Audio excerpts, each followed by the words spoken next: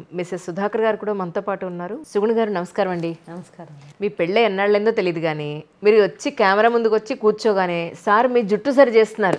మిమ్మల్ని ఎప్పటికీ కొత్తగా పెళ్ళైన నవ వధువులానే చూస్తున్నారు ఆయన. అది విషయం. కొంచెం మాకు కూడా చెప్పరు, అంత ప్రేమను పొందాలంటే ఏం చేయాలో. చక్కగా ఉన్నారు నిజంగా మీరిద్దరు కూడా. కొంచెం మొదటి నుంచి అలాగే ఉంటారు. ఆయన తిరిగి చేసుకున్నారు ఇష్టంతో, ఇప్పుడు కూడా అలాగే ఉంటారు. తిరిగి చేసుకున్నారా? ఇందాక ఆయన ఏమన్నారు తెలుసా? ఆయన లవ్ మ్యారేజా అంటే అరేంజ్ కమ్ లవ్ అండి అన్నారు తప్ప. చెప్పండి, ఇప్పుడు చెప్పండి, ఎలా తిరిగి చేసుకున్నారో చెప్పండి. ఇంతకి మీ పరిచయం ఎలాగా? మా మేనత్ గారు వాళ్ళ అబ్బాయి ఆయన. ఓకే. మా మా పెద్దక్కయ్య వాళ్ళని ఇక్కడ ఇచ్చాము, ఈ ఊరు ఇచ్చాము. చిన్నప్పటి నుంచి వచ్చేవాళ్ళు కానీ దూరం అయిపోయాం. చిన్నప్పుడు వచ్చేవాళ్ళం మేము ఇక్కడికి, దూరం అయిపోయాం చాలా. ఒక 10 ఏళ్ళు రాలేదు. తర్వాత మేము పెద్ద అయినాక వచ్చారు, ఏదో సినిమాలో చూసినట్టే. ఇంకా చూసినాక ఇంకా ఒకసారి వచ్చి చూసినాక ఇంకా మా నాన్నగారికి ఒక 200 సార్లు తిరిగి ఉంటారు మా నాన్నగారిని కన్విన్స్ చేయడానికి. మిమ్మల్ని పెళ్లి చేసుకునేద్దాము అనే ఒక మాట చెప్పడానికి. ఆయనకి 17, నాకు 15 అప్పటికి.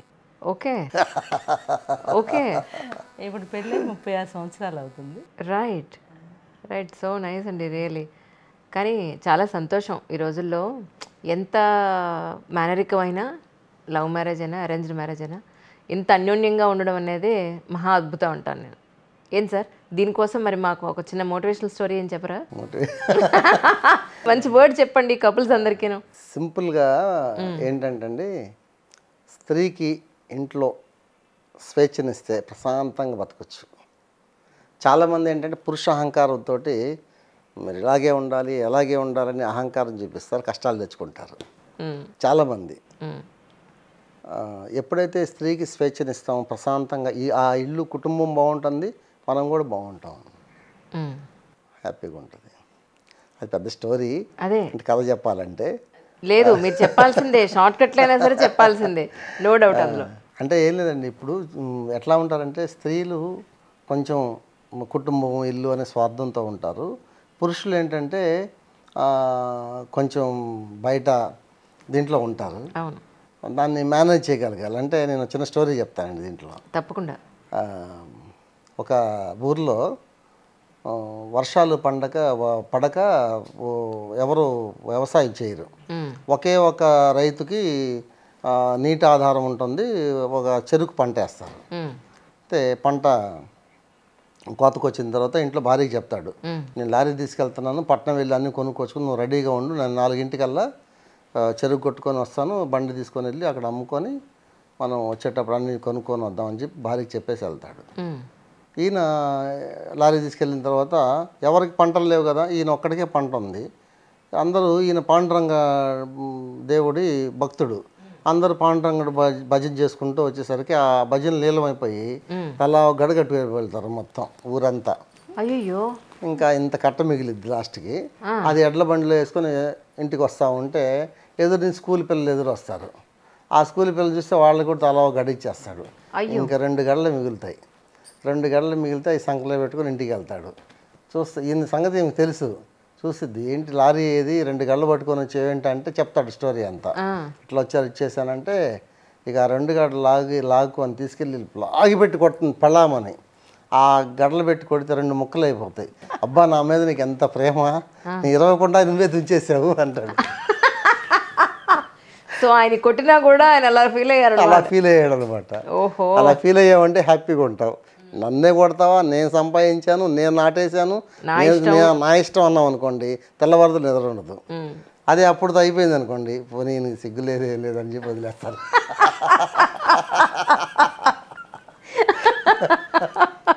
అలాగా అద్భుతం. కానీ అమ్మా, మీరు ఇప్పుడు సార్ రాజకీయాల్లోకి రావడాన్ని మీరు ఎలా చూస్తున్నారు? సార్ ఆయన నేచర్ మీకు తెలుసు, ఆయన మనస్తత్వం మీకు తెలుసు. ఎలా అనుకున్నారు యాక్చువల్లీ ఆయన రాజకీయాల్లోకి వస్తానంటే? రాజకీయాలు రావటానికి కారణం 90% నేనే అనుకున్నాను. 100%, 90% కాదు, 100%. అయ్యి బాబోయ్, ఎలా మరి? మనము ఏదైనా సేవా కార్యక్రమాలు చేయాలన్నా ఇక్కడ ఎలా ఉందంటే అది కూడా మనకి క్రెడిట్ వస్తే అది నచ్చట్లేదు. మనం ఏది మనం మామూలుగా మంచి పని చేస్తున్నా సరే మంచి పని చేస్తున్నా నచ్చట్లేదు. అసలు ఏంటి ఇంత దుర్మార్గం ఏంటి? ఇంకా మనకు స్వతంత్రం వచ్చి 70 సంవత్సరాలు అవుతుంటే కూడా 70 అంటే అప్పుడు మన రాజకీయాలు అదే అదే 70 సంవత్సరాలు అవుతుంటే కూడా మరి కనీసం మనం సేవ చేయడానికి కూడా స్వతంత్రం లేదు అని మాకు అంటే ఒక ఇబ్బందికరంగా అనిపించింది. అదిగాక అసలు ఎక్కడ మనం హైదరాబాద్లో 30 ఏళ్ళ నుంచి ఉంటున్నాము. అభివృద్ధి ఏంటో మనం చూసాం హైదరాబాద్లో, అంతా చాలా బాగా అభివృద్ధి చెందాం. ఇక్కడ అసలు ఏం లేదు. ఇప్పుడు కూడా మా పెళ్ళి అయినప్పుడు ఉన్న షాపులు ఇప్పటికీ బజార్లో అలాగే ఉన్నాయి. చిన్న బడ్డీ కొట్లు వాటిని కొంచెం రిపేర్ చేసుకోవటం 35 ఏళ్ళ నుంచి, ఇంచుమించుగా 36 ఏళ్ళ నుంచి. అది ఎంతైనా కానీ బాధ అనిపిస్తుంది. ఎంత మనం మనసు సరిదిద్దుకుందామన్నా కానీ చాలా బాధ అనిపిస్తుంది. ఏయో మనం పేపర్లు అన్నీ ఎన్నో చూస్తుంటాము, ఎంతో పెరిగింది, అభివృద్ధి చెందింది, వాళ్ళు మార్పు చేశారు, వీళ్ళు మార్పు చేశారని. ఎవరో ఒకరికి ఆలోచన రావాలని గట్టిగా అనిపించింది నాకు. ఈయనకి మంచి భావాలు ఉన్నాయి. చాలా కోటి మందికి ఒకళ్ళు ఉంటారు ఇలాంటి వాళ్ళు. మేము మా జర్నీలో అంటే భర్తని కాదు చెప్పటం, నిజంగా కూడా రియల్గా కూడా ఇలాంటి వ్యక్తి రాజకీయాల్లో ఉంటే చాలా మందికి ఉపయోగపడతారు. ఆయన సంవత్సరానికి ఒక 10-15 కోట్లు ఎంతో మన సహాయం చేస్తూనే ఉంటాము. అది మనం రాజకీయాల్లోకి వస్తే మనం తినకపోయినా రాజకీయాల్లో మంచిగా చేయొచ్చు అనేది ఆలోచనతో ఆయన్ని గట్టిగా ఫోర్స్ చేసి ఇంట్లో అందరూ వద్దన్నా కానీ ఓకే. నాకు అస్సలు ఇష్టం లేదండి రాజకీయం అంటే. చాలా బలవంతంగా ఉన్నాయి యాక్చువల్గా. ఇక్కడ జనరల్గా హస్బెండ్స్ పెళ్ళాం మాట అసలు వినరు, ఇది ఎలాగే చెప్తుందిలే అంటారు. అలాంటిది మీరు చూస్తే రాజకీయాల్లోకి రమ్మండం దగ్గర నుంచి అంత ప్రయారిటీ ఇచ్చి మీరు అడుగు పెట్టారా అంటే దీన్ని ఎలా చూడాలి నేను? ఇప్పుడు నేను ఆయన రాజకీయాల్లోకి పంపించాను, ఈ రాజకీయాలు చూస్తే ఎలా ఉన్నాయని నేను డోర్ టు డోర్ వెళ్ళి, అమ్మ మేము మంచి పని చేయడానికి వచ్చాము, 10 మందికి ఉపయోగపడతాము, పేదవాళ్ళకు ఉపయోగపడతాము, మీ ఓటు తప్పకుండా వేసి గెలిపించండి మీరు, మేము నిజంగా మంచి చేయడానికి వచ్చామని నేను డోర్ టు డోరు వెళ్ళి చెప్తున్నాను. So nice. చెప్పండి సార్, మీరే చెప్పాలి. నేను అడిగాను, మిమ్మల్ని క్వశ్చన్ అడిగాను, మీరు చెప్పలేదు. లేదండి, అంటే ఎప్పుడు కూడా అండి ప్రతి మనిషికి, పురుషులకి ఎవరికైనా మగవాళ్ళకి తల్లి తర్వాత మంచి చెప్పేది భార్యనండి, ఇంకెవ్వరు ఉండరు మనం మంచి చెప్పేవాళ్ళు. సో ఖచ్చితంగా తల్లి మాట ఎలా వింటాం, భార్య మాట కూడా అలా వినాల్సిందే. అది ఎందుకంటే మనం మంచి కోరుకునే వారే కాబట్టి. దాంట్లో కొన్ని తెలియకో తెలిసో ఉంటాయి కాబట్టి దాన్ని మనం మా అమ్మగారు ఉన్నారనుకోండి, పెద్దవారు అయిపోయిన తర్వాత ఆవిడేదో చెప్తారు, కొంత మంచిగా ఉంటుంది, కొంత తెలియక చెప్పినప్పుడైనా మనం వయసులో ఉంటాం, ఆవిడ పెద్దవారు అయి ఉంటారు, కొంచెం బ్యాలెన్స్ చేసుకొని ముందుకు తల్లి మాట వింటూ ముందుకు. అలాగే భార్య మాట కూడా ఆవిడ ఇంట్లోనే ఉంటే కొంత ప్రపంచం తెలిసినప్పటికీ మంచిగా చెప్తారు. మన బయట ప్రపంచం దీన్ని రెండు జోడించి మనం ముందుకు వెళ్దామంటే లైఫ్ సక్సెస్ఫుల్గా ముందుకు వెళ్ళిపోతుంది. అద్భుతం, చాలా సింపుల్గా చెప్పారు కానీ చాలా డెప్త్ ఉంది అందులో. కానీ ఈ 2024 ఎలక్షన్స్ సందర్భంగా ఈ కావలి ప్రజలందరికీ మీరు ఏం చెప్తారు అంటే ఏమంటారండి? అంటే కావలి ప్రజల్లోకి నేను చేసినటువంటి కార్యక్రమాలు చాలా చేస్తున్నాను. ప్రతి గడపలో ఏదో ఒక సహాయం చేస్తున్నాను కాబట్టి ప్రతి ఒక్కళ్ళు కూడా సుధాకర్ని గెలిపించాలి అనే దాంట్లో భావంలో ఉన్నారు. అందుకే నేను స్వతంత్ర అభ్యర్థిగా నిలబడ్డాను, లేకపోతే నేను నిలబడిన అసలు. పార్టీలని మీద మొదటి నుంచి కూడా నేను పార్టీల మీద నాకు పెద్ద ఇంట్రెస్ట్ లేదు, ఎందుకంటే ఈ పార్టీలు చేస్తున్నదంతా ప్రజల్ని మోసమే చేస్తున్నాయి యాక్చువల్గా చెప్పాలంటే. రాజకీయం అంటే ఇది కాదండి అసలుకి. అంతా డబ్బులు, రాజకీయం అంటే అమ్మడం కొనుక్కోవడమే జరుగుతూ ఉంది. వీళ్ళంతా ఎవరి సీట్ని వాళ్ళని కాపాడుకోవడమే సరిపోతూ ఉంది. ప్రజలకు మంచి ఏం చేస్తారు? సో మంచి కూడా చేయొచ్చు, దాంట్లో మార్పు తీసుకోవాలని ఒక ప్రయత్నం చేస్తాను, ఖచ్చితంగా మార్పు తీసుకొస్తాను. అంటే నేను చిన్నప్పటి నుంచి ఎలా ఉన్నానంటే అండి, మామూలుగా అందరూ చెప్తే ఇండిపెండెంట్గా నిలబడడం ఏంటి, ఆయన గెలవడం ఏంటి అని అందరూ ఎగతాళి చేస్తూ ఉంటారు. ఎగతాళి అంటే హాస్య చేస్తూ ఉంటారు. నాకు తెలుసుగా నేనేంటో అని నా పని నేను చేస్తూ ఉంటాను అనమాట. ఖచ్చితంగా గెలుపుకు దగ్గరలో ఉన్నాను, ఇప్పుడు గెలిచేస్తాను కూడా. ఎందుకంటే అడవిలో ఎత్తైన జంతువు జిరాఫీ అండి, బలమైన జంతువు ఏనుగు, తెలివైన జంతువు నక్క, అడవికి రాజు సింహం.